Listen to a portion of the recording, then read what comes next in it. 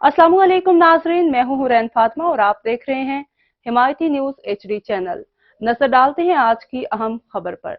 ईद से कबल बाजारों में मुख्तलिफ स्टॉल सज गए, मगर महंगाई की वजह से खरीदार और दुकानदार दोनों परेशान दिखाई दे रहे हैं। ईद से कबल मेलसी के बाजारों में मुख्तलिफ स्टॉल सज गए हैं। चूड़ियां और कहीं मेहंदी, कहीं बच्चों के लिए ऐनकें और कहीं सेल की आवाजें। मगर महंगाई की वजह से जहां खरीदार परेशान है, वहां दुकानदार भी परेशान दिखाई दे रहे हैं। इस हवाले से हमारी बात दुकानदार से हुई, इनका क्या कहना है जानते हैं।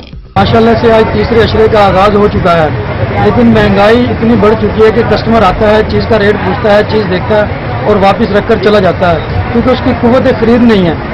क्या कि वो गुर्बत इतनी हो चुकी है, महंगाई इतनी हो चुकी है कि गरीब आदमी बेचारा पिस चुका है। तो मैं लोगों के साथ साथ, कस्टमर के साथ साथ हम लोग भी परेशान हैं कि अगर उनकी खरीदारी करेंगे तो हमारा माल बिकेगा। तो मैं वक्त हुकूमत से मुतालबा करता हूँ कि इस महंगाई पर कंट्रोल किया जाए और गरीब आदमी को रिलीफ दिया जाए, ताकि वो भी अपने बच्चों को इसकी खुशियों में शामिल कर सके। मजीद खबरों और अपडेट से बाखबर रहने के लिए देखते रहें हिमायती न्यूज HD चैनल।